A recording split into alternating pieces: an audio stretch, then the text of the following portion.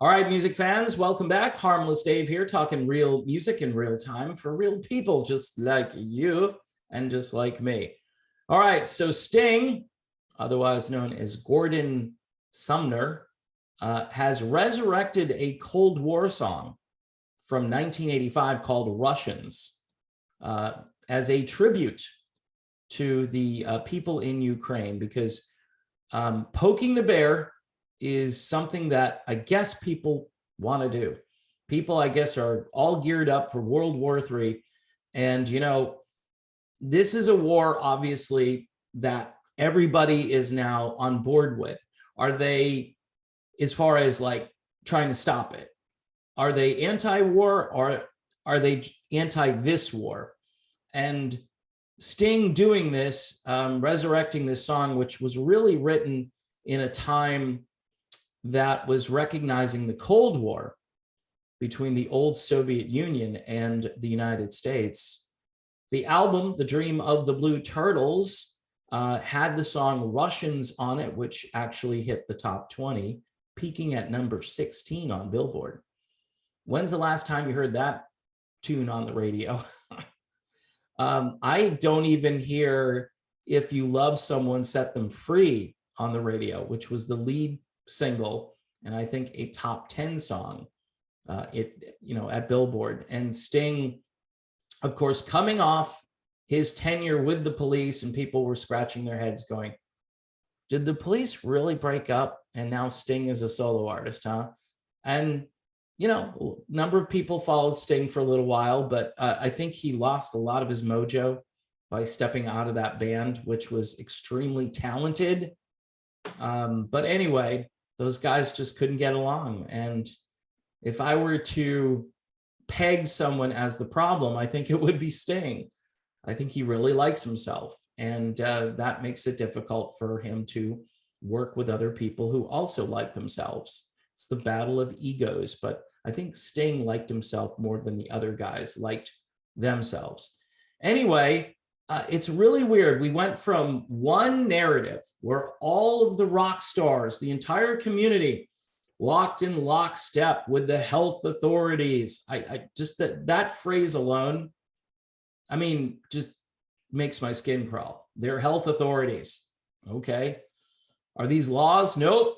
These aren't laws. These are edicts, and we all have to follow if we want to get through this together. Well, apparently none of that made any difference, according to Johns Hopkins. Didn't make any difference. You can go use whatever, probably not Google, maybe DuckDuckGo. But you can find out for yourself, like I say, even though certain publications, including rock music publications, don't want you doing your own homework and research. What they want you to do is just be, subservient and just, follow the sheep, follow the lemmings. I think Sting sung about lemmings, right? Synchronicity. Anyway, this song is a pretty good song back in the day, and it was important. But he says here, I've only rarely sung this song in the many years since it was written because I never thought it would be relevant again, Sting said in his video. But in the light of one man's bloody and woefully misguided decision to invade a peaceful, unthreatening neighbor, the song is once again a plea for our common humanity. No mention of the Civil War, which is a stupid, every time I say Civil War, I think of George Carlin when he talked about what is a civil war. It's an oxymoron. But no mention of the civil war that's been going on in Ukraine for 8 years. And the media, of course, isn't going to talk about it. They're not going to talk about the fact that the United States actually had biolabs. Yeah, the kind that, could possibly do some damage to the population. And that's going to come out, or it has come out, but nobody is reporting on it. So again, it's the narrative where you only know half of the information, right? You don't know all of it, but you just go on this real glamorous, half where everybody is, again, walking in lockstep. We went from health emergency to war, right? Meanwhile, if you go outside and check out, what's going on in your neighborhood, you're going to discover that gas prices are at least $4 a gallon now where you live.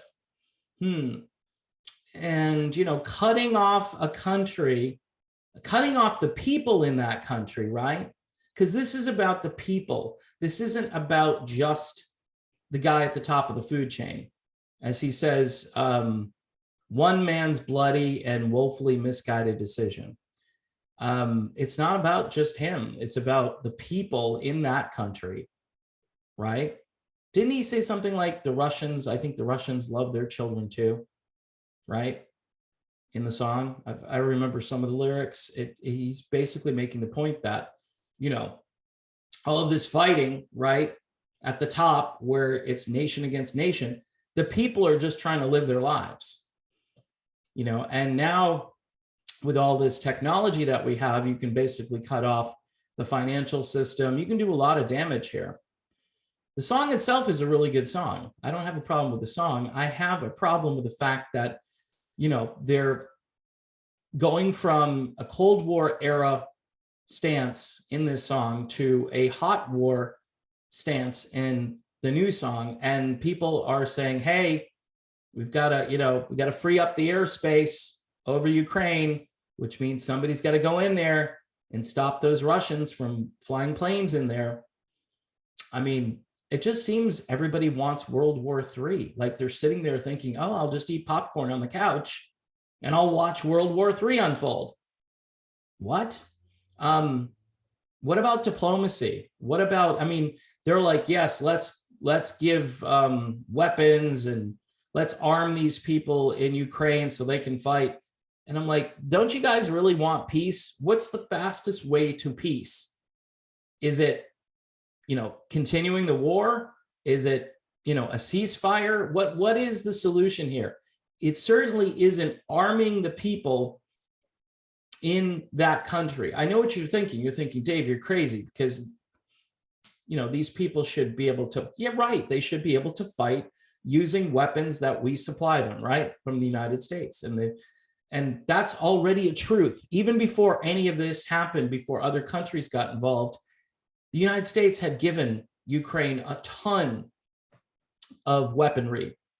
And I guess they need more, and you wonder why the other guy who Sting calls one man's bloody and woefully misguided, you wonder why he might be angry, right? Because maybe he feels like he's being surrounded. If you know anything about the NATO stuff and just in general, how the encroachment there. And apparently there's been a little civil war going on in Ukraine for about 8 years. And I think something like 14,000 people have died in that war. And it's the more ethnic Ukrainians and other nationalities, other ethnic types versus in the East, and those are in the West. In the Eastern part, mostly ethnic Russians. And so, and there've been, and you can go back because they used to report on this stuff like 5-6 years ago. And people in this Donbass region, why am I explaining all this in a music-oriented video? Because nobody is talking about it. I just hear, Stevie Nicks is writing poems about how Vladimir should turn to dust, and Sting is resurrecting a Cold War song, and everybody's on the same page, and we're all walking lockstep to World War III. And I'm just sitting there. Well, what should happen, Dave? Should Russia just be able to do what they want? I'm not sure, but I think this needs to play itself out, and further involvement from outside parties, I think, would be catastrophic. Anyway, Sting's video caption also included the shipping address for a warehouse in Poland that is distributing care packages in coordination with the armed forces of Ukraine. Okay, that's fine. I think that's a cool thing. I'm not condemning trying to help people that are in a war zone. Sting is not the first rocker to voice his support for Ukraine since Russia invaded the country in late February. Queen's Brian May, of course, shared a statement on Instagram that read, "To all our dear friends in Ukraine, we are shocked, horrified, saddened, and your beautiful country has been invaded and your very lives threatened. We send our love and our prayers, and someday we will rock together again." And of course, you have David Gilmour, you have Dee Snider, of course. Dee has some Ukrainian blood on top of it, so of course he's going to jump on board with that. You really have to know more about the situation to make decisions like this that could be world-ending decisions. And it's one thing to, stand with Ukraine. It's another thing to say, hey, we need a no-fly zone, and here's my song, Russians, and basically instigating a full-scale war rather than trying to be diplomatic and find a peaceful resolution.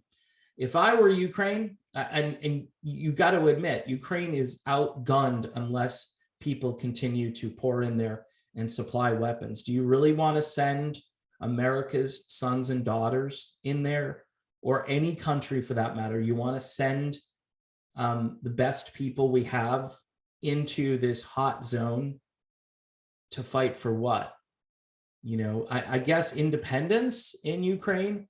My guess is if that war didn't happen for the last 8 years and they didn't violate treaties and, they weren't shelling people on the eastern side of the country for the last 8 years, I don't think this would have happened.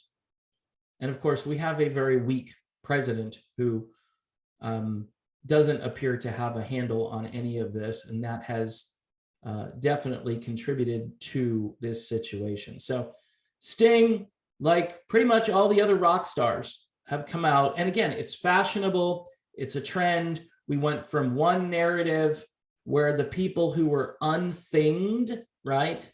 Those people were being condemned all the time. Now the people who don't condemn Russia and Putin just flat out and say, do the Stevie Nicks poem, those people are now the new unthinged people. And it's crazy. And you can be debanked, deplatformed, all of those newfangled ways to shut you down and shut you up. And of course, it's just censorship. I mean, they're shutting down entire TV networks in Russia. They're shutting them down, or they're not letting those networks out into the rest of the world to broadcast.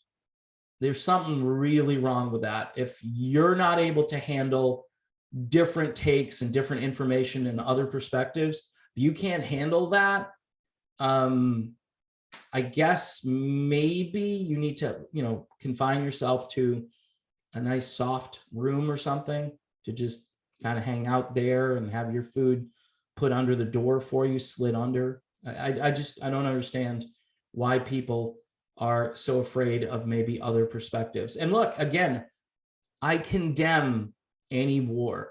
And my first hope is that Putin will stop. He'll just stop, because just war sucks. And whether he feels he's justified or not, that's not the point. It's just that this can only escalate even more, because these people apparently don't understand that there's already a fire lit and you're bringing more gasoline to the fire. And I just think that's really stupid. And I think people like Sting, they just follow, even though, again, he wrote a song describing lemmings, but he apparently is inspiring more lemmings with his stance on Ukraine, Russia. All right, folks, I know that's way off track here, but I wanted to weigh in on this. And again, you'll see more rock stars. I wish the rock stars, just like Boris, what's that guy? Boris Johnson says, hey, we're not going to do anything. We're not going to instigate a hot war. I think that's actually smart. I think that's smart. But ramping up the rhetoric and talking about shutting the economy down there, who does that affect? It affects the people in Russia, right? It affects the people more than the oligarchs and the leaders and the people that run the country. Those people are set. And we really need to rethink this because, you know, again, if you see like people pouring vodka out and saying, oh, I'm protesting.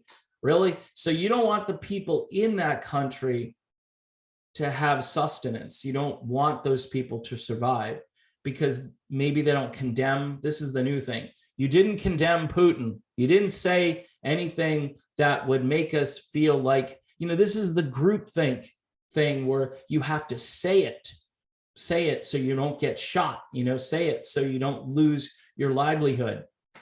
This is kind of nutty stuff. And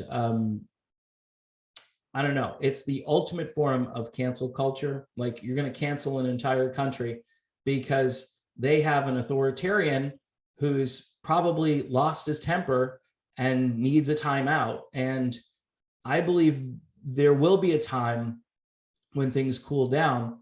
That is, if we don't instigate it more and make it worse. So that's my perspective on this. I could talk about this for a while. I know I'm in the minority, but there are some good sources on YouTube that you can watch. There's a couple of guys I recommend. I will put their names in the description box of this video, maybe actual links to videos that I've watched, I think that are very informative. But I think you need a full perspective on this in order to make a good decision. Just like the last thing we went through where I talked about informed consent. If you don't have all the information, you can't make a good decision. All right, I'm done. Thanks for watching. If you like the content here, please subscribe to the channel. These are kind of the dog days of revenue on YouTube for me. So if you can share the videos, watch the videos. Also, if you'd like to donate via Patreon for $1 a month or $2 a month or whatever, there's a link again on the banner of the channel. And you can also check out my other channel, which is even more politically oriented than this one. Got some new subs over there, probably from over here, because the algorithm over there does not like me. So in any event, thanks again, and I will see you soon.